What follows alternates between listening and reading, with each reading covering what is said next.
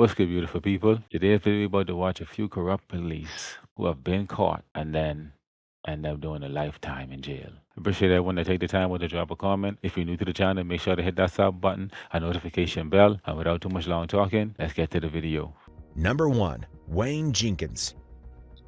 Wayne Jenkins was a former police officer and gun trace task force leader in Baltimore, Maryland. The gun trace task force was a specialized unit of the Baltimore Police Department that was responsible for investigating violent crimes and illegal firearms trafficking. What the hell? Jenkins had served as a police officer for over a decade before his career ended when he was implicated in a wide-ranging corruption scandal. The investigation into Jenkins and the gun trace task force began in 2015 when the FBI received a tip that unit members were committing robberies while on duty.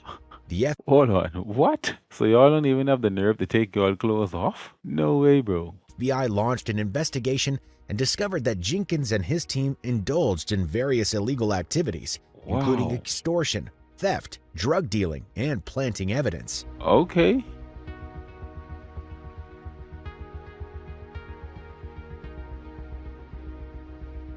Yo, Jenkins was the they got all kind of footage on him. He couldn't duck. He couldn't even duck it.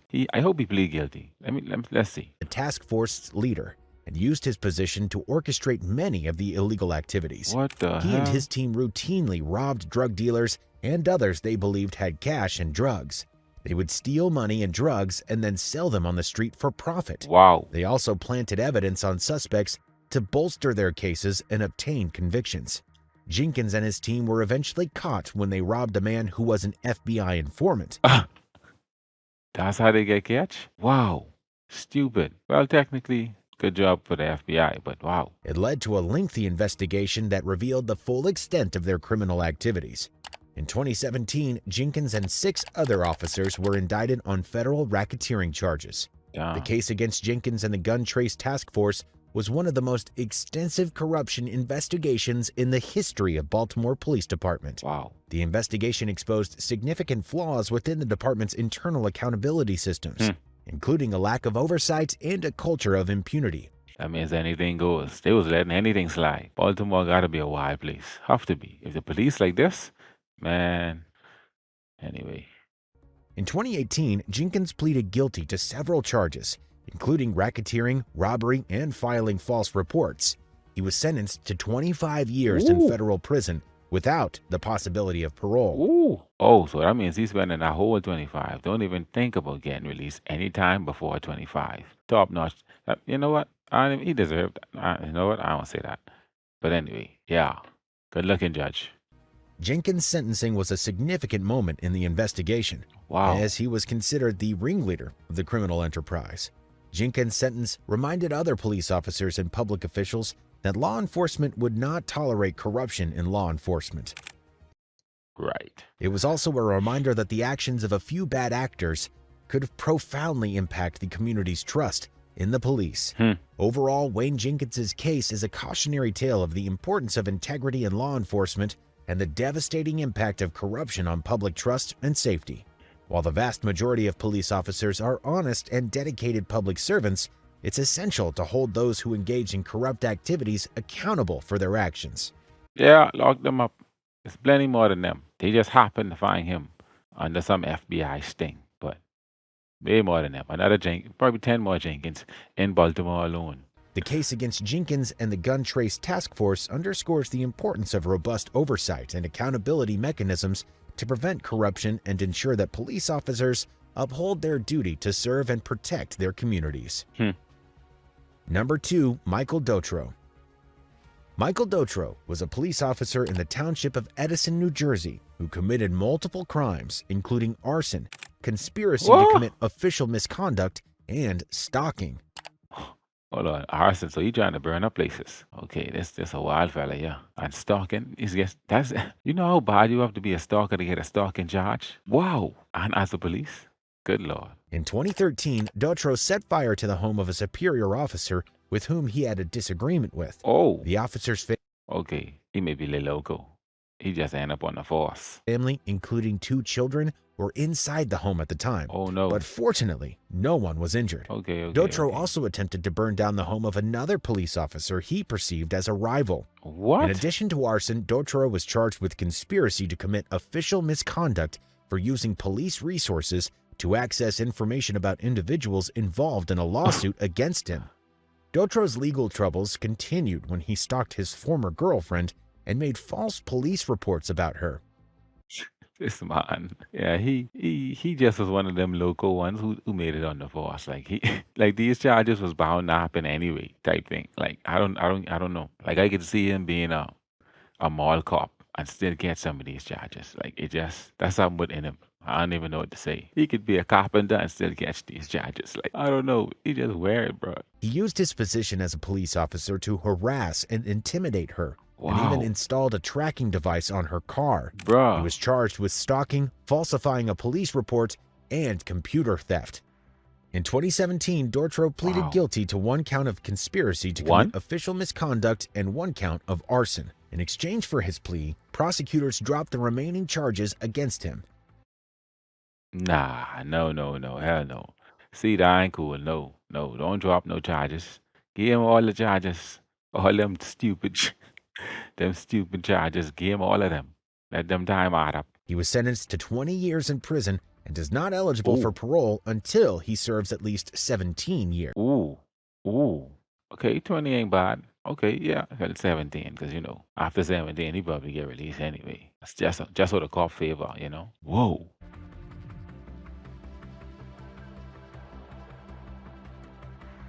The case of Michael Dotro is a stark reminder of the importance of upholding the law, even for those in positions of authority. Dotro's actions were a blatant abuse of his power as a police officer and endangered the lives of innocent people. It's crucial for law enforcement agencies to thoroughly vet and monitor their officers to prevent such abuses from ever occurring. Furthermore, the case highlights the need for accountability and consequences for those who engage in criminal behavior, especially when it involves stalking and harassment. It's essential to support the resources of victims of these crimes and uphold perpetrators accountable for their actions. Of all kinds, all perpetrators. Yeah, even the police, even the higher ups. Get them, lock them up, send them where they gotta go. Number 3, Daniel Holtzclaw. Daniel Holtzclaw was a former Oklahoma City police officer convicted of Oklahoma. sexually assaulting multiple women on duty. Hold on, Holtz- hold on. Time out. You caused me top to think too much. Hold on. Hold on. Wait. What? Let's do it. Okay. Yeah, you don't need to see outside of jail. It don't even matter no more. Holtzclaw committed the crimes between December 2013 and June 2014, Fella. while Holtzclaw patrolled a low-income neighborhood. Holtzclaw targeted vulnerable women, including those with outstanding warrants or who had criminal histories, Wow. believing they would be less likely to report the assaults. He used his position of authority to coerce these women into sexual acts, threatening them with arrest if they did not comply. That's Holtzclaw's crazy. crimes were first brought to light when a woman reported that he had sexually assaulted her during a traffic stop. This dude, honestly, like, what kind of mentality for you to even put on this uniform every day and be like, okay, I'm going to go touch up some woman today? Bro, led to an investigation which uncovered a pattern of abuse that spanned several months. wow. In total, 13 women came forward with allegations against 13, bro? Oh, no. Oh, no. What state they, Oklahoma, they don't do them little shock therapy things, forever shock therapy things. Yeah, he need a couple of them. Anyway. Holtzclaw. The women described similar experiences, with Holtzclaw using his power to intimidate and manipulate them. He would often Whoa. perform searches or pat-downs that escalated into sexual assaults.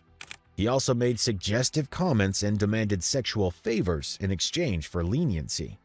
During his trial, So he trying to have fun for everything. He trying to have fun to not get arrested. Even if he arrests you, he's trying to have fun to be lenient on you. Like, bro, what? He just need a reason.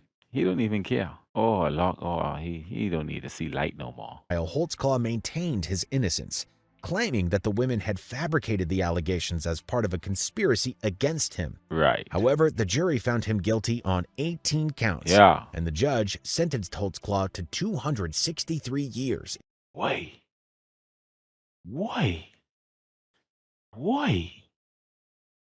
Whew.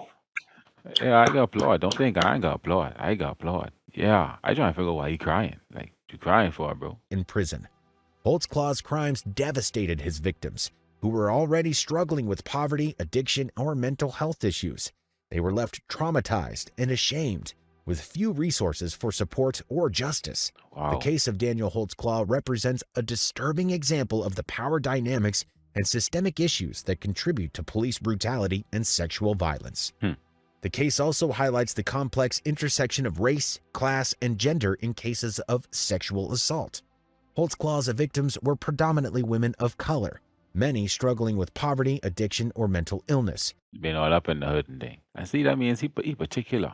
Like, he intentionally went to these places because he know that's wild though. 263. That's I ready to play that number today for those who play numbers, I guess. Wow. Ain't no way.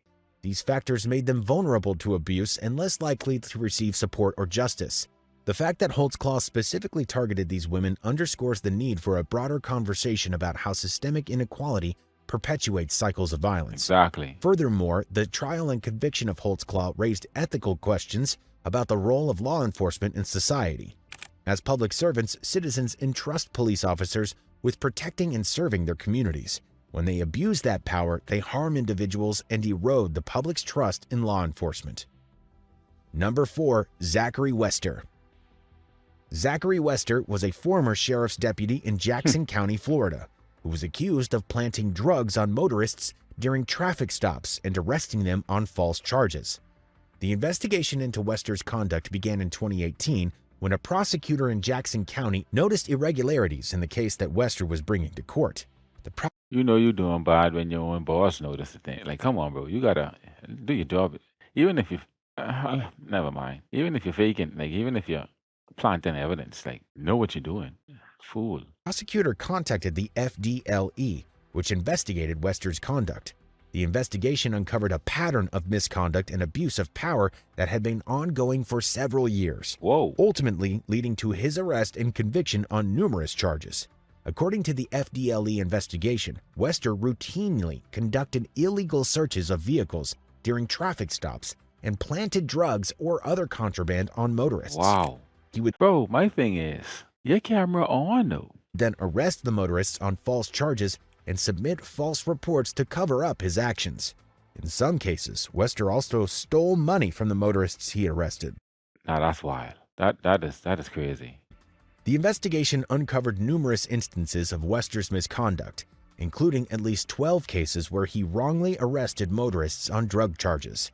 In one case, Wester was caught on his body camera planting a bag of illegal substances in a woman's car. Wow. In another case, he arrested a man on drug charges after finding a syringe in the man's truck, even though the syringe was later found to contain no drugs. In August of 2019, Wester was What? fired from his position as a deputy sheriff. In July 2020, he was arrested and charged with numerous crimes, including racketeering, official misconduct, fabricating evidence, false imprisonment, and drug possession. The court was also Wow. charging him with perjury for lying under oath about his conduct during a 2018 custody hearing. Yo, every charge sound like a 20-year charge. Like oh man, I wonder what this number could be. In May 2021, Wester was found guilty of 19 of the 67 charges against him, 67? including racketeering, official misconduct, fabricating evidence, false imprisonment, and drug possession. Boy, In July 2021, he was sentenced to 12 years in prison for his crimes, that's it? and the judge ordered him to pay restitution to his victims. Number 5. Dennis Perkins. Hmm. Dennis Perkins was a former police officer in Louisiana convicted of sexual crimes against children. Oh. The abuse came to Oh no. Lock Dennis up and throw away the key 20 times. Hell no. Children, bro? Oh boy. light in 2017 when a victim disclosed it to a school counselor, who then reported it to law enforcement. Perkins was arrested in August 2017 and charged with 60 counts of child sexual abuse. At trial, Whoa.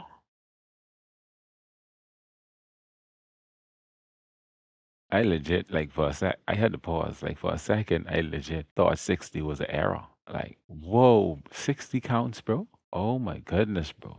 That's extra wild. I can't even fathom. Bro, wow. The victims testified about the abuse they suffered at the hands of Perkins. The What? prosecution also presented evidence, such as text messages and photographs, that supported the victims' accounts. That's In crazy. his defense, Perkins claimed that the allegations were part of a conspiracy against him. Bro, you get 60 counts, bro. How could they fathom up 60 counts of to go against you, bro? As a conspiracy? Really, bro? No, bro. No. No. Everyone lie. All of these children is great actors. That's what you're saying. All of them know how to lie perfectly. Come on, bro. Oh man, this is crazy.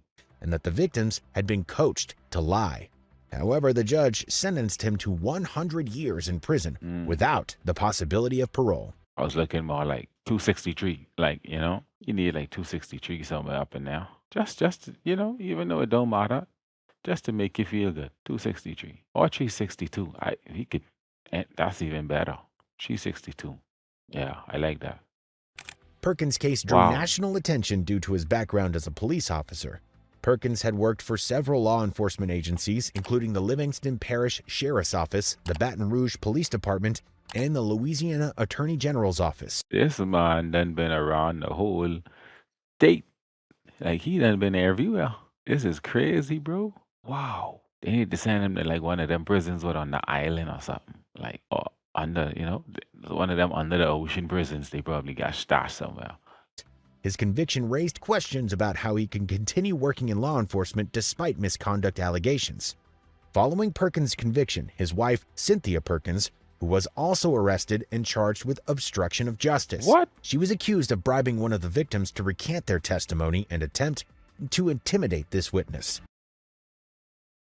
Based on what they just said, I want to say she's such a loyal woman. But bro, fam, that means you a part of this? No, hell no. Lock her up too. She need 100. I don't even care. She need 100. Man, that is stupid. Yeah, yeah 50. She need 50. Yeah. Wow. Cynthia Perkins pled guilty to the charges, and as a part of the plea deal, the judge sentenced her to 41 years in Okay, prison. yeah, okay, that's all right. 41, but I like how he get 100 though. He 362. Yep, 362. Braulio Gonzalez. Braulio Gonzalez, a former lieutenant with the Miami-Dade Police Department, Lieutenant. was accused of sexually molesting 2 young girls, Oh boy. one of whom was a family member. Hold on, fam. These cases getting worse for real. What you mean, bro? What? Oh, you know what? Whoa. At gunpoint. He was charged with 7 counts of lewd and lascivious molestation of a child and 1 count of kidnapping. What The the incidents hell? allegedly occurred for 2 years, beginning in 2011 What you mean 2 years, bro? Like what? Nah, bro. So what is be going on, Miami-Dade? We need to call up the troops. and ending in 2013 when the victims turned 10. The kidnapping charge was related to his alleged actions during what the Wow. jury agreed was his first encounter with one of the minors. He was accused of waking her up, pointing a firearm at her head, and telling her that he would unalive her sibling sleeping in the same bed if she didn't follow him.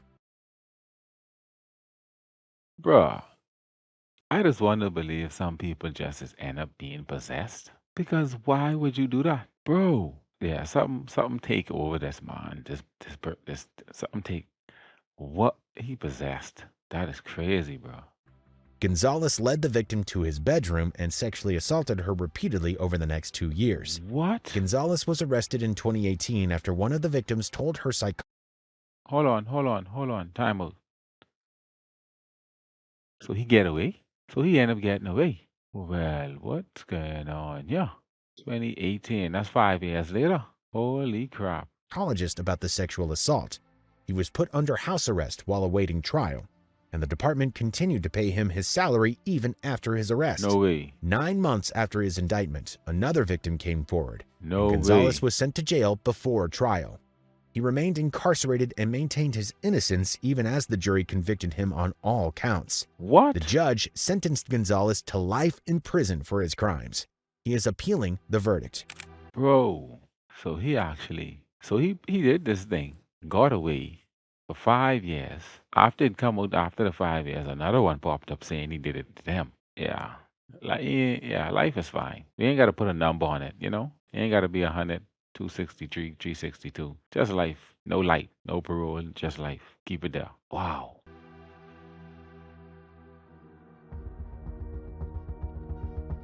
Police records indicate that Gonzalez allegedly assaulted other women before the charges that led to the conviction this week. 3 of his ex-girlfriends claim to have suffered severe injuries after Gonzalez reportedly attacked them, with one suffering a broken nose and another a broken arm, according to police reports. 2 of the Gonzalez had some anger issues he needed to deal with. He have serious problems. Good luck he got life in jail to deal with them, but wow. Yeah, he was possessed. I gotta go with that. He was possessed. Yeah. women claimed he pointed a firearm at them as well. What the Despite hell? his superior's knowledge of these incidents, Gonzalez did not lose his job with the What? Miami-Dade police force. How, bruh? This make Miami-Dade seem hella crooked. Like, what the hell? You know what? I shouldn't even feel no way. Welcome to Florida. Like, what? Holy crap, bro. Number 7, Kenneth Blue. Kenneth Blue's crimes as a former police officer shocked the community and law enforcement officials alike. This man walking like he just walked just telling me he belong in jail. The murder of Jennifer Webb, a 32-year-old pregnant woman, was a particularly heinous crime that Blue committed. Whoa. According to reports, Blue was the father of Webb's unborn child. Oh no. But he was married and wanted to keep their affair hidden. Okay. Blue dial up his baby mother, his potential baby mother and child. Now that's different. All that try to keep it a secret? No, bro. You gotta man up, bro. You gotta man up after that. Hell no. What? He reportedly convinced Webb to meet him in a scheduled area to discuss child support. Once there, What? Blue allegedly shot Webb and left her to die. A passing motorist found Webb's body and called 911. Oh. Investigators were able to track down Blue as a suspect, and evidence, including a bullet casing and a tire track, linked him to the crime scene. In addition, an inmate who had shared a cell with Blue reportedly came forward with information that Blue had confessed to the murder. What? His own cellmates snitch him out? They probably get less time. Wow. But now they got the snitch jacket on them, so however they spend the rest of their time may not be comfortable, even though he snitched on the cop. But wow. My thing is, I'm happy that the woman and the child survived or whatever. I hope. I ain't finished yet, I think. But if your goal was to X them out, you just pop a ones and run off? Man, I don't know, Blue. You deserve a couple life sentences for playing like that. How do you just cause unwanted drama and all kind of stuff? Like, I don't know. During the trial, the prosecution presented a wealth of evidence against Blue, including DNA evidence that confirmed he was the father of Webb's unborn child. The defense attempted to argue that Blue was not mentally competent at the time of the murder. Is that a thing? You're not. I think most people are not mentally competent for life right now. What you talking about, bro? What? Still, the jury ultimately rejected this argument and Okay. found him guilty of first-degree murder. Thank you. Blue was sentenced to life in prison without the possibility of parole, a sentence that was handed down with the hope that it would bring some measure of justice for Jennifer Webb and her family. Mm-hmm. The case also led to a review of police procedures and protocols and increased awareness about domestic violence and the dangers of police officers who abuse their power. Yeah, because blue just stupid. I don't even. Yeah, life is good. The case of Kenneth Blue serves as a stark reminder as the potential dangers that can arise when individuals in positions of authority abuse their power. As a police officer, Blue was entrusted to protect and serve the community, but instead he used his position to commit a heinous crime and cover up an affair. The consequences of his actions were devastating, not just for Jennifer Webb, but for her family, the community, and the reputation of law enforcement as a whole. Wow. Make sure, ladies, make sure y'all don't be all up with these psychos and stuff. There's a lot of blues out there. Stay safe. Number 8, David Carrick. David Carrick had a short stint in the British Army before joining the Metropolitan Police as a police officer in 2001. Okay. In 2009, he became part of the Parliamentary and Diplomatic Protection Team. However, in 2000, What the hell that even mean? Parliamentary and Diplomatic Protection Team. Who the hell? But who's that? So like he a part of like what's them people who protect like government officials and stuff? Or but I don't even understand that term. 2, allegations of domestic abuse were levied against him. Uh-oh. Despite receiving multiple complaints about his behavior, Carrick was recertified to remain an armed police officer in 2017. See, they enjoy being dangerous. They enjoy letting their people be dangerous. Cause come on, bro, then catch two one time and still you're letting it slide. Okay. His colleagues called him Bastard Dave due to his penchant for cruelty. Between Whoa. 2003 and 2020, Carrick met several women on dating apps like Badoo and Timber, Oh boy. whom he later abused and sexually assaulted. Using his job as an armed police officer, he gained their trust and controlled them through physical and emotional abuse. What the Carrick hell? degraded his victims, physically and sexually assaulted them, and imprisoned them in small spaces. Oh hell no. Okay, hold on. No, hold on. Wait, what? Are you doing way beyond too much, bro? This is absolutely too insane. What the hell, fam? Yeah, he don't even need to see jail no more. Like just he just need to get I don't know. You don't need to see jail.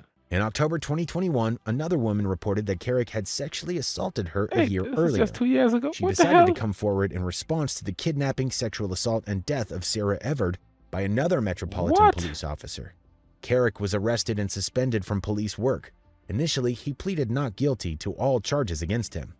In December of 2022, at the Wow. Old Bailey Criminal Court in central London, Carrick pleaded guilty to 49 charges. Fam, 49. Bro, they don't even that sound painful. What the hell? So hold on. So this is like very recent. Oh my goodness. Including 24 charges of sexual assault involving 12 female victims. On 16th Wow. of January 2023, at Southwark Crown Court, he pleaded guilty to 4 more charges. In the aftermath of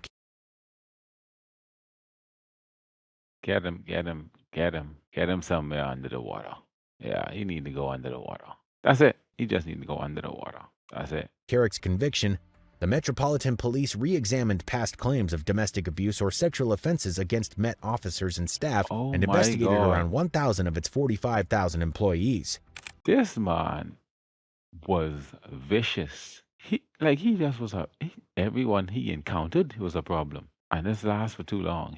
I don't even bro, 1,000 of the that is crazy, bro. Sentencing began on the 6th of February 2023 at Southwark Crown Court. He received 36 life sentences with a minimum term of 30 years plus 239 days on the 7th of February 2023, meaning he must serve that long in prison before becoming eligible for parole. He'll become eligible for parole on 2nd of May 2052. Oh no, I don't like that. I don't like how he get any eligibility for any type of parole ever. He don't need no chance of parole. He does not leave to leave the cell. Hell no. I don't like that. No. What? Number 9, Wayne Couzens. Wayne Couzens was a former Metropolitan Police officer who worked for the force for nearly a decade. He was serving as a member of the Parliamentary and Diplomatic Protection Command at the Wayne and your boy is boys. See all of these fun. See the higher it go, to where the people getting. Cause these I don't even understand the parliamentary and defense and whatever. Old weirdos, man. time of his arrest. It's the same unit where David Carrick worked, who was also a former police officer with the Metropolitan Police. Yep. Both men abused their power and position as police officers to commit heinous crimes against vulnerable women. Wow. He was convicted of kidnapping, sexual assault, and murder of Sarah Everard in March of 2021. Everard was walking home from a friend's house in South London when Couzens abducted her, and Everard was found in a wood area in Kent. The case sparked widespread outrage and Holy protests crap. over the issue of violence against women in the UK. Couzens, who had served in the Metropolitan Police since 2018, was Wow. arrested shortly after Everard's disappearance. During his trial, which took place in September and October of 2021, he pleaded guilty to all 3 charges against him. He is a big man. He just take them to the chin, plead guilty. I guess they probably done show him all the evidence and stuff. It wouldn't make sense going to court. Wow. Yo, that's wild, bro. I still don't like how that fella get any type of parole. I mean, I hope this guy don't get no parole.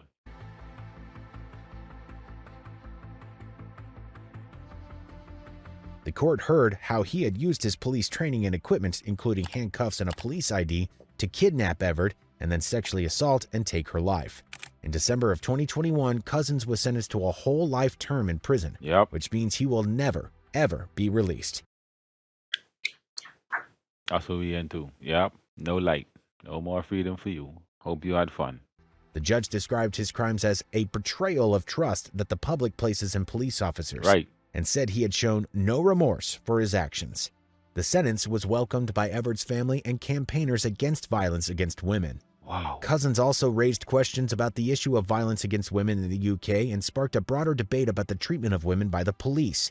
The Met Police faced criticism over the handling of the case, particularly its use of heavy-handed tactics at a vigil for Everett and its failure to investigate allegations of sexual misconduct by police officers appropriately. Yeah, the cops always letting everything slide when it comes to cops. No, they just as crazy as other crazy people. Hell no. Don't let it slide. They always want to take up. No, no. Break that blue badge for the crazy set. Let the crazy set out your little blue badge type of thing. Just let them out. They could be alright in jail, doing life for being crazy. The real cops understand. In response to the case, the UK government announced a series of measures aimed at tackling violence against women, including the creation of a new police watchdog to investigate complaints of police misconduct and the appointment of a new victims commissioner to support victims of crime. The case also led to the introduction of a new law, the Police Crime Sentencing and Courts Bill, Yeah. which includes stricter sentences for crimes against women and girls and new measures to protect victims of domestic abuse. Yeah, big life. Number 10, Michael Valva. Okay. Michael Valva was a former New York City police officer convicted of second-degree murder in the death of his 8-year-old son, Thomas Valva, and Bro, what are you doing? I hope this accident. Well, well, it doesn't happen, so. sentenced to 40 years to life in prison. Woo. The case began on January 17, 2020, when Michael Valva called 911 to report that his son Thomas had fallen in their home and was not breathing. Whoa, hold on. Thomas was rushed to the hospital, where he was pronounced dead. However, an autopsy revealed that Thomas had passed of hypothermia, and investigators ruled it Hypothermia means the baby freeze. Michael, what the hell you do, bro? I hope you ain't throw the kid in the freeze or something. Nah. as a homicide. Further investigation revealed that Thomas had been subjected to horrific abuse by Michael Valva and his fiancée, Angela Polina, Oh, who was my. also charged with second degree. Yes. Thomas and his older brother Anthony had been forced to sleep in an unheated garage as punishment for wetting the bed. What? Like, I understand taking disciplinary actions for maybe peeing. I don't even understand. Like, peeing the bed could be a lot of things. So I don't know. Disciplinary actions for doing bad things. But I don't understand. I don't even think peeing the bed is a bad thing, first and foremost. But, bro, you could throw them down in the basement or whatever, bro. Unheated basement or whatever the hell you just say. What the hell? Nah, that's different. And you are the whole woman. She worse than him, if you ask me. She's supposed to got at least some type of sense to know the boy can freeze. Temperatures in the garage reportedly fell as low as 19 degrees Oh, Fahrenheit, hell no. -7 degrees Celsius, No. causing Thomas to suffer severe hypothermia. Prosecutors also presented Wow. evidence that Michael Valva had a history of abusing his children, including Thomas and Anthony. Valva's ex-wife, Justina Zubka Valva, had reported the Where the hell he find this woman from? Zubko? Look, bit of Russian. Child Protective Services that Valva was abusive toward their children and had a history of neglecting them. Wow. However, despite these reports, Valva was able to retain custody of his children. What?